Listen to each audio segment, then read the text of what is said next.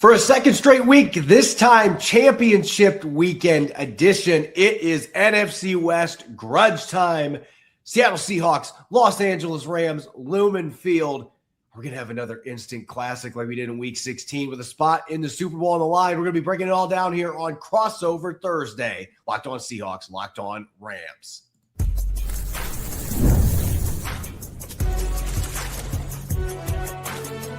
You are Locked On NFL Crossover, part of the Locked On Podcast Network. Your team every day. Greetings, 12s and Rams fans. Welcome to the latest installment of Crossover Thursday. We've got Locked On Seahawks, Locked On Rams, round 3. This is the first time that this has happened in the history of Locked On Seahawks, where there are 2 playoff games that are grudge matches against NFC West rivals. I'm Corbin Smith of Locked On Seahawks. He's Travis Rodgers, Locked On Rams. We are going to be taking a deep dive into this NFC Championship game with a spot in the Super Bowl in Santa Clara on the line. Everything you need to know with the key matchups and what both teams need to do to advance to the Super Bowl and get one step closer to hoisting the Lombardi Trophy. All that coming your way courtesy of our friends over at Prize Picks. Download the Prize Picks app today and use the code LOCKEDINNFL to get $50 in lineups after you play your first $5 lineup. Travis, as I mentioned, this is the first time that I've done this in my time as the host of Locked On Seahawks, where back-to-back weeks in the playoffs, we've got a round 3 between NFC West rivals, and it just paints the picture of how dominant this division was this year, with these 3 teams getting at least 12 regular season wins, at least 1 playoff win apiece. The NFC West has clearly been the NFC best, but the Rams didn't necessarily come into the playoffs with a ton of momentum. They had that rough loss against Atlanta, the overtime loss to the Seahawks at Lumen Field in a game that felt like the Rams had complete control of, and then everything just slipped away in front of the 12s, and barely beating Carolina to open the playoffs, going to OT with the Bears last week. And yet here we are. We get the game that everybody expected we were going to get in the playoffs at some point, that rubber match between the Seahawks and the Rams. What are the Rams' vibes right now going into this game? Obviously, they won in Chicago, but it hasn't always been pretty the last few weeks. No, it hasn't. They really have not put their best foot forward in the better part of 2 months. You know, you go back and you look at the last time that the Rams played 4 quarters of really high-quality football. It was on November 23rd against the Tampa Bay Buccaneers on a Sunday night. That was the last time that I think the Rams would, if they were being honest about it, say we played nearly one of our best games, that it was a complete, the offense was good, the defense was good, the special teams, if nothing else, at least didn't get in the way. Since then, it's been a series of winning football, but not necessarily their best football. I think that what happened in Seattle on that Thursday night really kind of put them in a weird spot after that. Like you mentioned, Corbin, Rams had a 16-point lead well into the 4th quarter, and it felt like they were not only going to win that game, they were going to basically put the division in a chokehold. They were going to put the number 1 seed very likely in their back pocket, and they were going to be able to just sit at SoFi Stadium and let everything unfold from there. We know what happened, right?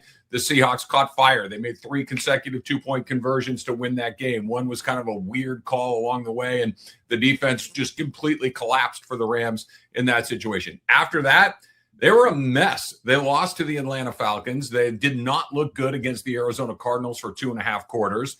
And to your point, I think against Carolina, they started well and they finished well, but the middle part of that game, they did not look like one of the better teams in the league. In Chicago, they started well. They finished kind of okay. I think they survived and got it done, and here we are.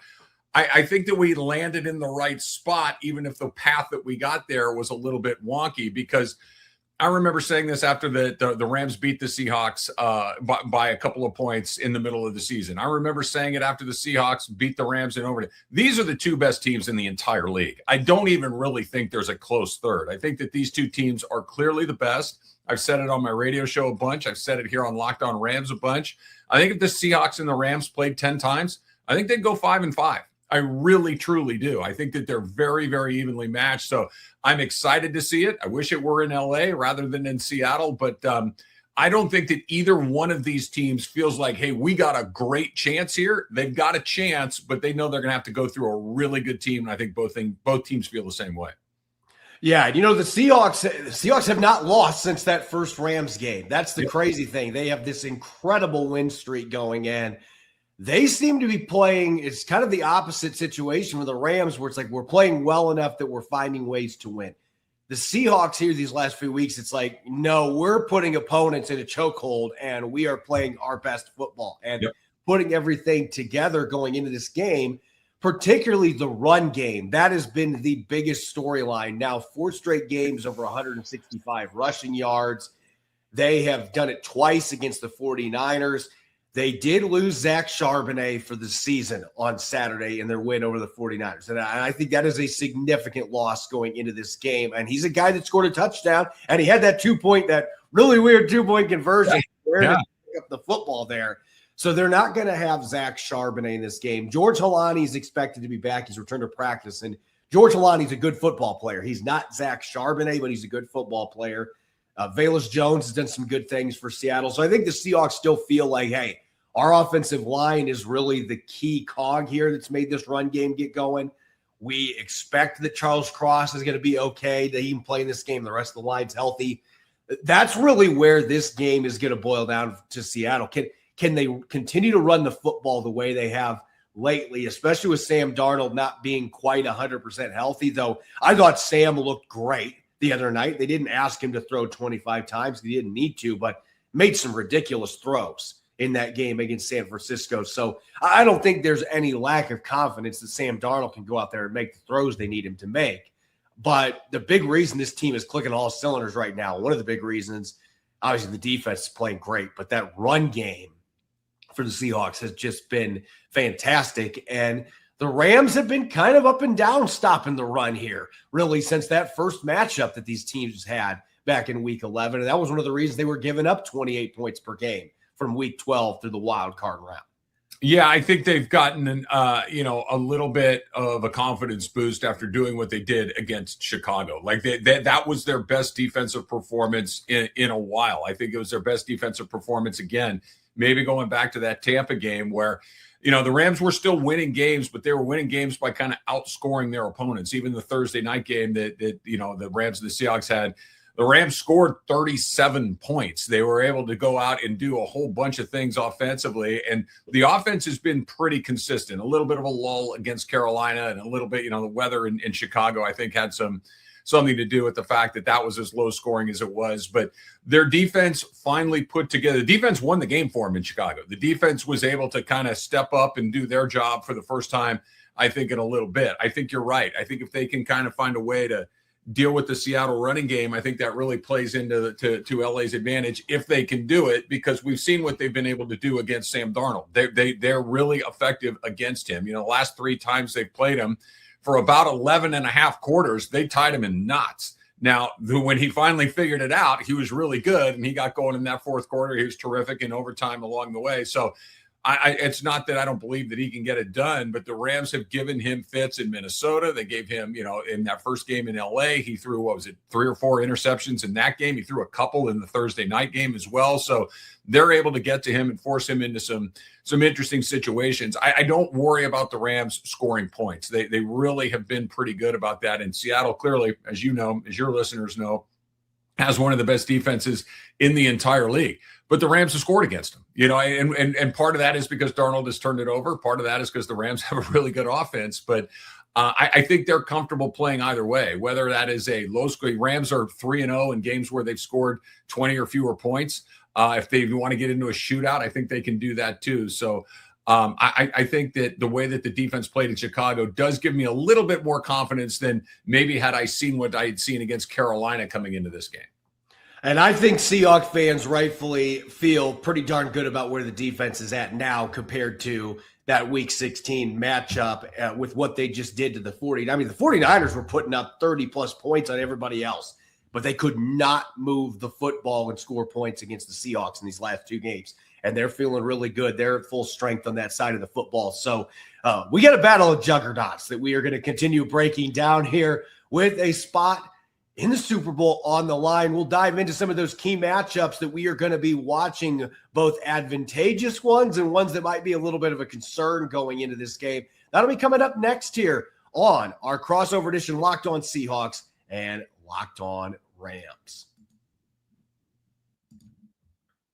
What if sports were traded like markets? Now you can put your sports IQ to work in real time with Robinhood Prediction Markets. It's not you against the house. It's you participating in a live market. You can buy or sell your positions live all game long. Use your sports knowledge in the moments that matter. Robinhood Prediction Markets change the game. It's people moving the action, so when momentum shifts, you can move with it. I always knew the game, but never had a dynamic way to apply that knowledge. And now I can actually take part live in a market powered by people. You're no longer just a spectator. Play-by-play, you decide. Trade every play with Robinhood. Now available across the U.S. Download the Robinhood app now to begin. Futures and cleared swaps trading involves significant risk and is not appropriate for everyone. Event contracts are offered by Robinhood Derivatives, LLC, a registered futures commission merchant and swap firm. This episode is also brought your way by our friends over at Game Time. We are approaching NFL Championship weekend, and there's nothing like being at the game with a Super Bowl on the line. The crowd noise, the energy, the cheering alongside other fans. Watching at home is great, but being in the stadium hits different. The frustrating part is always getting the actual tickets, whether it's dealing with logins, watching prices change right at checkout. That's why Game Time's app gives the advantage back to fans. It's the hack for unlocking amazing NFL tickets and experiences in just a few taps. I pull up the Game Time app to check out upcoming NFL games, including Seahawks Rams, and you can still find great ticket options almost instantly. The app is incredibly intuitive. Browsing, comparing, and buying tickets takes just a few minutes, and the zone deals stand out. You pick the section, Game Time picks the seats, and you save even more. Take the guesswork out of buying NFL tickets with Game Time by downloading the Game Time app, creating an account, and using the code LOCKEDONNFL. That's LOCKEDON NFL for $20 off your first purchase. Terms apply. Again, create an account and redeem the code LOCKEDONNFL for $20 off. Download the Game Time app today and get back to being there live. Welcome back to Crossover Thursday, Locked On Seahawks, Locked On Rams Championship Weekend Edition. I'm Corbin Smith, Locked On Seahawks. He's Travis Rodgers, Locked On Rams. A special thanks to all the 12s and Rams fans for tuning in. We greatly appreciate you listening to the podcast. And Travis, we're going into a grudge match here, and I feel like I've never used that word so much. But this last couple of weeks, the Seahawks already had it with the 49ers. Now they get that rubber match here with the Rams with a spot in the Super Bowl on the line. One of these 49ers rivals is going to be playing in the 49ers home stadium for a chance to win a Lombardi trophy in a few weeks. Let's talk about the matchups going into this game. And I want to look at this from a little different lens. The matchups, instead of going offense versus defense, defense versus offense, let's just look at the matchups that you think the Rams have that are the most advantageous for them on the road and the matchups that scare you the most going into this game. So let's start with the ones that you feel are the most comfortable, the most advantageous for the Rams. What are you looking at as an area that LA can absolutely exploit in this game?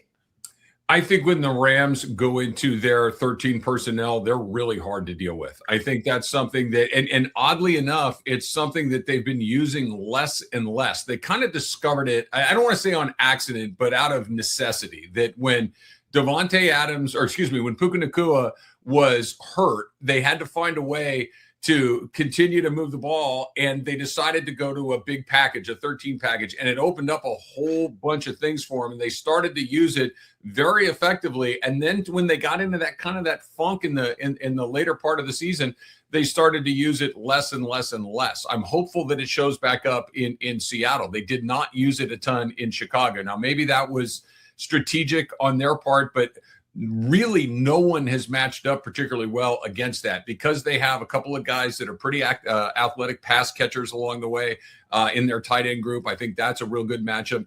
The other one is just their wide receivers. I think that Puka and Davante are about as good of a tandem as you're going to find in this league. Puka, I knew Puka was good. I knew Puka was very good, but he actually feels like he gets a little bit better every time I watch him because he can do a whole bunch of things. He's added kind of the circus catch to his repertoire. We know that he's just a big bull tank guy that is not afraid of physical contact, and then Davante Adams is Davante Adams. So I think there's some opportunities there. The one that scares me the most is the entire Rams secondary. This has been something that they have been somewhere between mediocre to less than mediocre all season long. They just simply have never been able to settle on a group that's been able to cover people consistently, whether it's Darius Williams, whether it's Emmanuel Forbes, whether it's Kobe Durant had 2 interceptions against the Chicago Bears and then gave up one of the most inexplicable touchdowns at the end of the game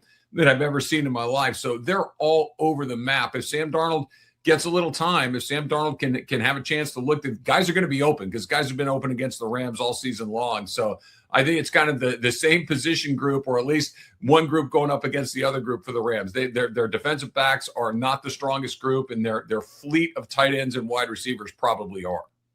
Yeah, and it's funny that you say that because with Sam Darnold's interception issues that he's had against this defense, it feels like the secondary for the Rams, they truly are one of those feast or famine groups. Yeah. Like they can create turnovers in bunches. And guys like Cameron Kinchins have killed the Seahawks, even when Geno Smith was playing quarterback last year.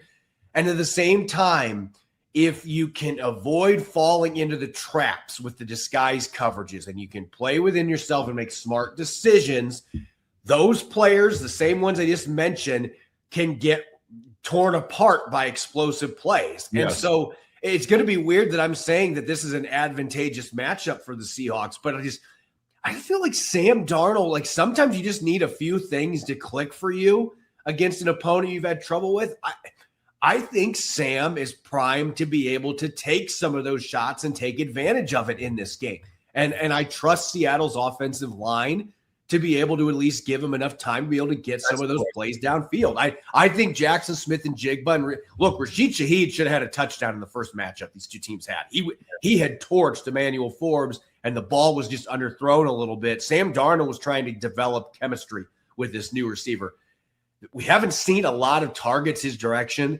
I just feel like Rashid Shaheed against this secondary, I feel like there's going to be opportunities to get him the ball downfield as well. So I think that is an advantageous matchup for them. And I would say this against almost any team in the NFL. I think this interior defensive line for the Seahawks going up against the Rams, and I think Kevin Dotson coming back, that's a great player. Yes. I think the Rams have some solid players in the interior, but Coleman Shelton in that fourth quarter started to have some real trouble blocking these guys. And that's when Seattle started getting stops. They were getting early down run stops. They started getting to Stafford, getting hits on him, pressuring him. A lot of that was coming from the interior. Leonard Williams, I think, is going to be excited to show, hey, I finally made an all-pro team. I'm going to show you why in this game. And Jaron Reed coming back and being healthy is big. Byron Murphy's been a problem for the Rams in both games they played. Those are advantageous matchups to me for the Seahawks. The one that scares me going into this game, in particular, you mentioned Puka Nacua. Why would I not be scared of Puka Nacua? What he just did. I mean, Seattle's defense does not give up 225 yards to a receiver. Like, that just doesn't happen. And Puka Nacua did it to them when they were full strength in that game in Week 16. I do not expect the Seahawks are going to give up that kind of yardage in this game. But at the same time, having Davante Adams there, he wasn't out there in Week 16. This is a very rare instance where I say I'm worried about Seattle's secondary dealing with this, more so just because the way Sean McVay gets these guys open and how he schemes them open. I just have a feeling Seattle's going to have to lean more on zone coverages than what they have. They went so good in man coverage against the 49ers in particular. I don't think they can do that in this game. I also think they're going to have to be somewhat guarded when they blitz. Now, Chicago had some success doing that. I think Seattle will still do it some, but they blitzed 22 times that game in Week 16, and the Rams burned them a lot of the time. So I'm not expecting the bulk of blitzes from Mike McDonald in this one. So we'll see. But the corners against the receiver, that is the matchup that still concerns me a little bit going into this one. When we come back, we are going to shift gears. We've got the keys to victory coming up for both teams. What do the Rams have to do to avenge that overtime loss? at Lumen Field and get to the Super Bowl? And what does Seattle have to do to make it 2 in a row against the Rams on its home turf? We're going to be getting to that up next year. Crossover Thursday edition, Locked On Seahawks, Locked On Rams.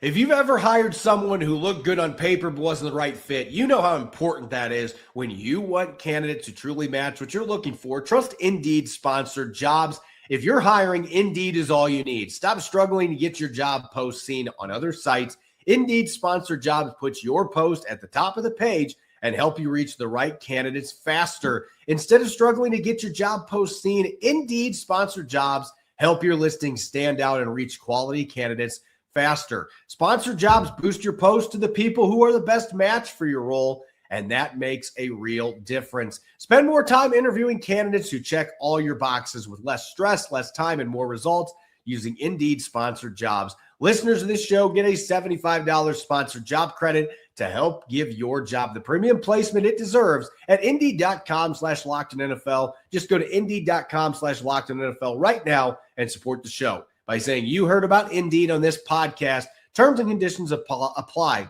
Hiring, do it the right way with Indeed. Tax season doesn't have to take over your life. This year, TurboTax is making it easier than ever to just hand things off and move on with your day. With TurboTax full service, you can have your taxes done for you by a trusted local expert, start to finish without the stress or guesswork. Instead of spending hours trying to figure out forms, you can meet with a local TurboTax expert in person or collect online. They handle everything from W-2s to self-employed forms and work to get you every deduction. You can upload your documents, go about your day, and get updates right in the TurboTax app. For a limited time, you can save and have your taxes done by a local TurboTax expert for just $150 all in if a TurboTax expert didn't file for you last year. Just file by February 28th. Take taxes off your plate and get back to your life. Visit TurboTax.com/local to book your appointment today. Crossover Thursday, Locked On Seahawks, Locked On Rams, Championship Weekend edition. We got a Super Bowl spot on the line. I'm Corbin Smith of Locked On Seahawks. He's Travis Rodgers, Locked On Rams. Travis, let's dive into the keys to victory for these two teams, respectively, what they need to do to get the job done in advance to the Super Bowl. Both games these teams have played have been classics, just different styles. The first one was more of a defensive slugfest. Second matchup, it was all about the points. And, of course, Seattle winning on special teams as well. That was crucial in that matchup. Jason Myers couldn't quite make the 62-yarder in the Week 11 matchup. He needed a prayer and an extra gust from God to get that one to go over the upright. But both these games have been really close and decided by less than 3 points. So going into this game, what are you looking at for the Rams as far as what they need to do? What do they need to accomplish in order to go to Seattle, beat this red-hot Seahawks team, and get to the Super Bowl? Yeah, I think you hit on something incredibly important. I think both Rams fans and Seahawks fans can convince themselves that they should have won both of those games. And I don't think you have to really work that hard to get there. I think it's a reasonable position for both groups. I think maybe 2.5 things need to happen for the Rams to have a very good chance to win this game. Number one, and Sean McVay talked about it after the Bears win, that is his I don't even know the right word for it, Corbin, his reluctance maybe to run the football. He is Sean McVay. He likes to pass the ball. He likes to put the ball in the hand of his quarterbacks and his wide receivers.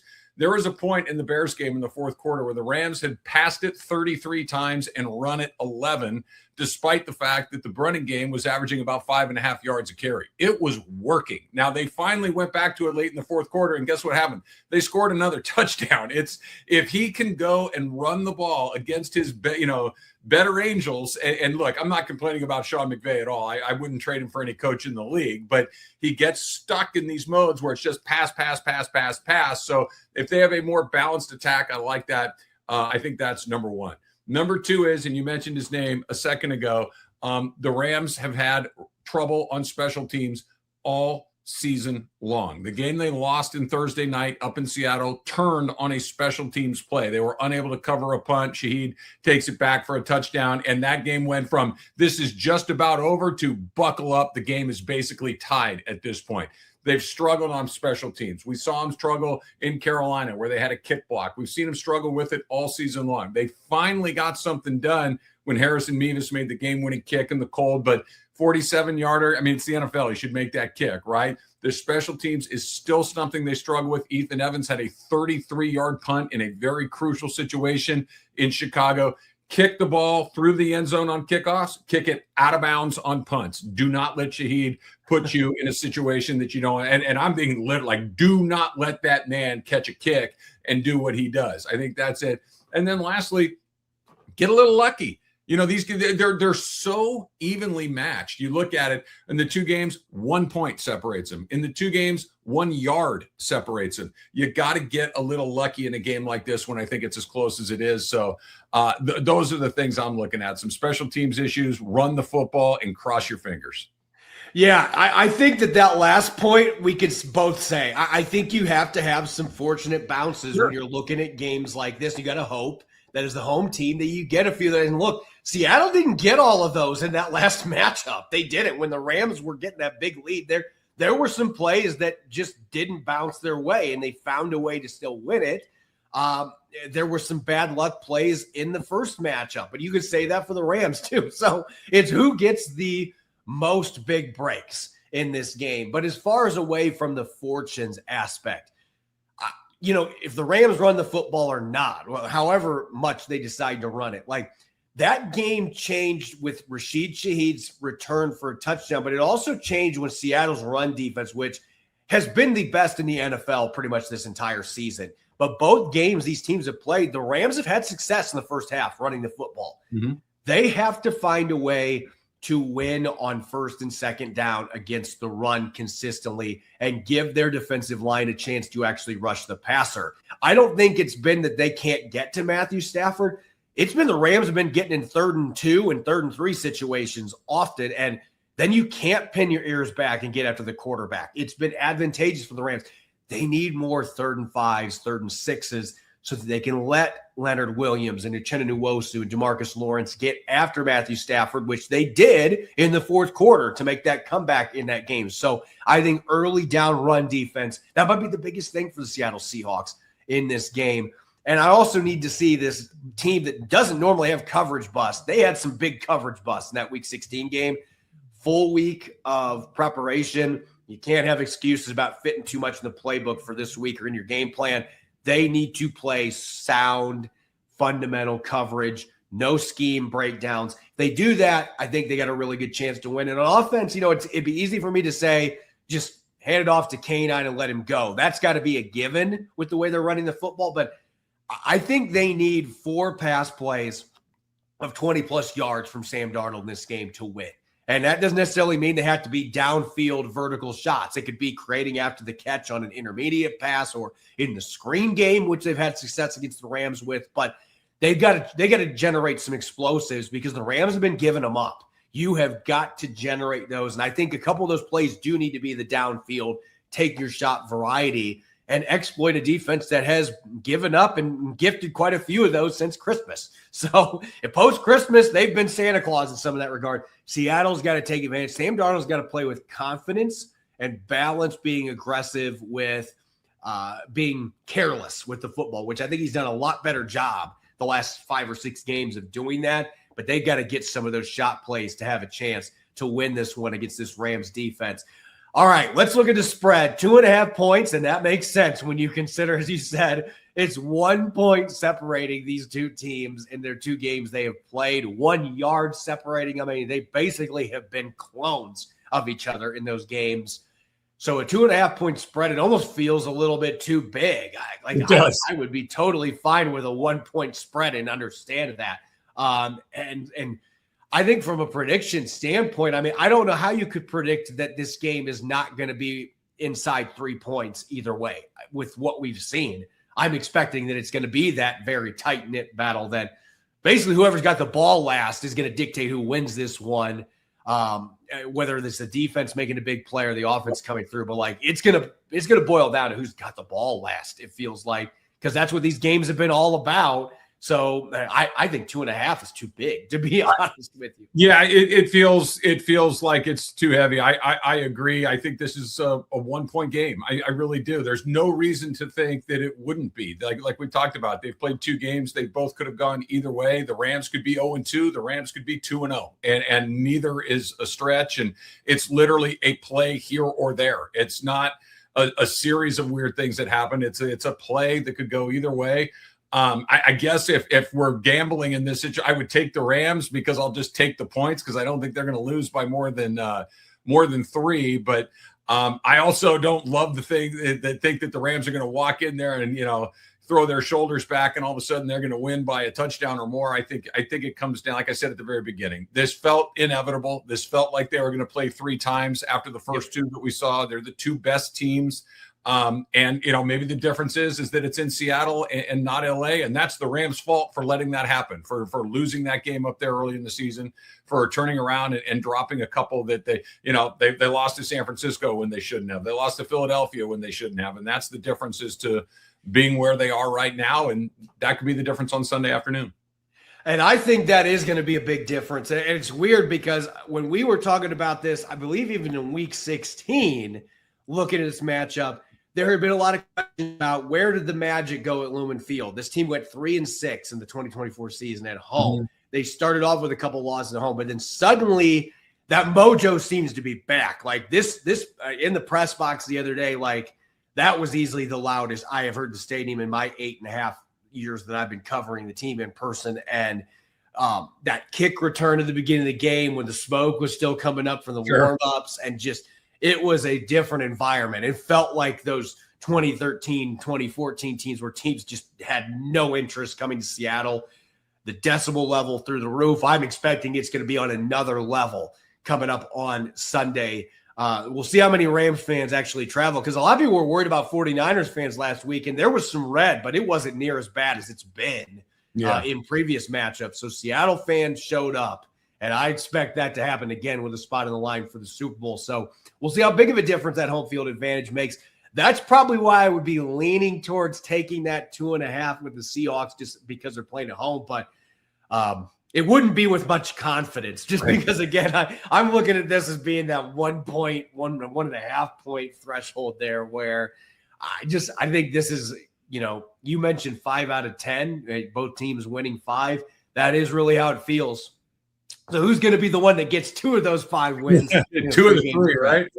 That's what's going to make this an exciting one. But it's got a chance to be a real instant classic at Lumen Field on Sunday, and we'll see who punches a ticket to the Super Bowl. You can follow me on X of Blue Sky at Corbin Smith NFL. You can follow Travis at Travis Rodgers. We're going to have some fun Friday shows coming your way leading up to Sunday's championship weekend at Lumen Field. So make sure to check it out on Locked On Seahawks and Locked On Rams. Enjoy the game, and we'll see who's going to be playing in the 49ers stadium for a chance to hoist the Lombardi Trophy.